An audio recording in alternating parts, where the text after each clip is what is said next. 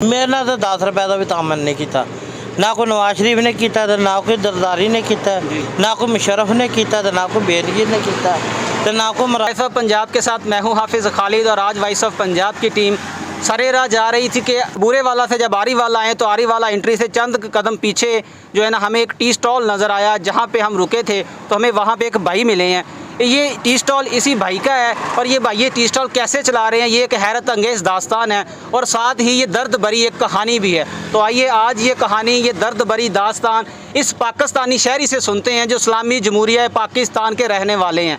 अस्सलाम वालेकुम भाईजान। वालेकुम सलाम। भाईजान क्या नाम है आपका? हाकम अली। हाकम भाई कितनी देर तो होटल चला रहे हो? ये मैनू कोई साल डेढ़ हो गया, दो अच्छा जी। तो होर कोई आसरा नहीं सी हैगा, ये फिर कर लिया वा। ਤੁਹਾਡੇ ਨਾਲ ਇਹ ਮਜ਼ਦੂਰੀ ਦਾ ਮਸਲਾ ਕਿੰਨੀ ਦੇਰ ਤੋਂ? ये 11 साल हो गए ने। ਇਹ ਲੱਤਾਂ ਤੁਹਾਡੀਆਂ ਕਿਵੇਂ ਟੁੱਟੀਆਂ?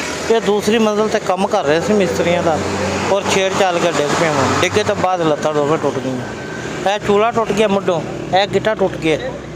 ਅਸੀਂ ਸरेਰਾ ਗੁਜ਼ਰ ਰਿਹਾ ਤੁਹਾਡੇ ਤੇ ਨਜ਼ਰ ਪਈ, ਤੁਹਾਡਾ ਅਸੀਂ ਥੋੜਾ ਟੀ ਸਟਾਲ ਦੇਖਿਆ ਵਾ, ਤੁਸੀਂ ਇੱਥੇ 2 ਸਾਲ ਤੋਂ ਇਹ ਕੰਮ ਕਰ ਰਹੇ ਹੋ हाँ जी। ਤੇ ਕਿੰਨੇ ਕੇ ਪੈਸੇ ਕਮਾ ਲੈਂਦੇ ਹੋ? कहते जो ही कदे 200 बच गया, कदे 300 बच गया, बस इस तो बाद कोई नहीं बचता। ਤੁਹਾਡੇ ਫੈਮਿਲੀ ਦੇ ਕਿੰਨੇ ਮੈਂਬਰ ਹੈ ਜਿਨ੍ਹਾਂ ਤੁਸੀਂ ਪੇਟ ਪਾਲ ਰਹੇ ਹੋ? जे कोई आ गया तो चाह पी जाता है जी। जाके मैं दे नहीं सकता ਜੀ ਜੀ। किसी ने, ठीक है। जे किसी का दिल मंगता तो आन के लै जाता है, नहीं दिल मंगता तो अपनी किरो उधर मंगवा लेंगे।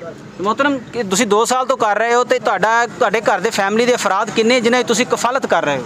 और मैं असी 5 भैन भाई हैं, 5 भैन भरे मजदूर, 3 भाई हैं, 2 मशीरा। ਤੁਸੀਂ ਇੱਥੇ ਬੈਠੇ ਹੋ, ਇਹਦਾ ਰੈਂਟ ਪੇ ਕਰਦੇ ਹੋ? ਕਿਵੇਂ ਬੈਠੇ ਹੋ? हाँ जी। ਇਹਦਾ ਰੈਂਟ ਪੇ ਕਰਦੇ ਹੋ ਜਿੱਥੇ ਬੈਠੇ ਹੋ? ਕਿਰਾਇਆ ਦਿੰਦੇ ਹੋ? नहीं जी किराया नहीं दे रहे, वैसे बैठा हूं। ਵੈਸੇ ਬੈਠੇ। हाँ। ਤੁਹਾਡੇ ਨਾਲ ਕੋਈ ਹੋਰ ਲੋਕ ਤੁਹਾਡੇ ਨਾਲ ਕੋਈ ਤਾਵਨ ਕਰਦੇ ਨੇ ਤੁਹਾਡੇ ਮੁਹੱਲੇਦਾਰ ਤੋਂ ਗੁਜ਼ਰਨ ਵਾਲੇ ਜਾਂ ਆਸ ਪਾਸ ਦੇ किसी ने भी तामन नहीं किया। ਸਰ ਇੰਨੀ ਮਹਿੰਗਾਈ 'ਚ ਕਿਵੇਂ ਗੁਜ਼ਾਰਾ ਕਰ? यह बाहर चाह दे ये कोई जड़ा सरकट है और 2 बच्चियां ने, उन्हें किहड़े पासे धक्का देवां मैं कमा के कौन। मेरियां 2 बेटियां, एक बेटा वा, बेटा मेरा साथ छड़ गया। ਉਹਦੀ ਬੇਟੇ ਦੀ ਉਮਰ ਕਿੰਨੀ ਸੀ? उनकी हैगी तकरीबन 18-17 साल। ਉਹ ਕਿੱਧਰ ਗਿਆ? वो माँ के साथ है, माँ भी साथ छड़ गई। ਤੁਹਾਡੀ ਮਜ਼ਦੂਰੀ ਤੋਂ ਬਾਅਦ ਤੁਹਾਡੀ ਬੇਗਮ ਤੁਹਾਡਾ ਸਾਥ ਛੱਡ ਗਈ वो छड़ गई साथ। ਤੇ ਬੇਟੀਆਂ ਤੁਹਾਡੇ ਕੋਲ ਨੇ? बेटियां मेरे साथ।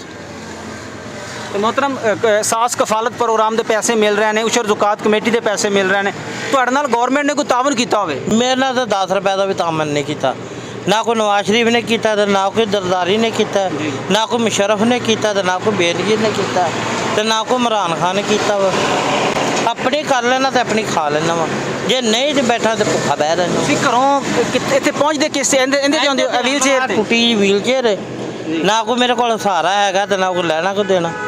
कहते तो मैनू दसो कि किन्ने घंटे लगन लिया आते? ਕਿੰਨੇ ਕਿਲੋਮੀਟਰ ਤੋਂ ਘਰ ਦਾ ਵਾਇਆ ਤਾਂ? इतना है तो 10 मिनट का सफर, तो मेरे वास्ते 2 घंटे का सफर है। ਯਾਨੀ ਕਿ ਘਰ 10 ਮਿੰਟ ਦੀ ਮੁਸਾਫਤ ਤੇ ਹੈ, ਲੇਕਿਨ ਅਗਰ ਤੁਸੀਂ ਵੀਲ ਚੇਅਰ ਤੇ ਜਾਓ ਤਾਂ ਤੁਹਾਡੇ ਵਾਸਤੇ ਤੁਸੀਂ ਇਹ ਸਾਰਾ ਕੁਝ ਕਲੋਜ਼ ਕਿਵੇਂ ਕਰਦੇ ਹੋ? यार इतने बैठा बैठा हौली हौली इकट्ठे कर लेना बर्तन, इतने कोई लंघता तो मेहनत करना रख देंदा अंदर। ਤੇ ਜਿਹੜੇ ਅਦਾਰੇ ਤੁਹਾਨੂੰ ਦੇਖ ਰਹੇ ਨੇ, ਜਿਹੜੇ ਗਵਰਨਮੈਂਟ ਦੇ ਉਹ ਅਦਾਰੇ ਜਿਹੜੇ ਲੋਕਾਂ ਨਾਲ ਤਾਵਨ ਕਰਦੇ ਉਹਨਾਂ ਦੇ ਨਾਮ ਤੁਸੀਂ ਆਪਣਾ ਕੀ ਪੈਗਾਮ ਦਿਓਗੇ?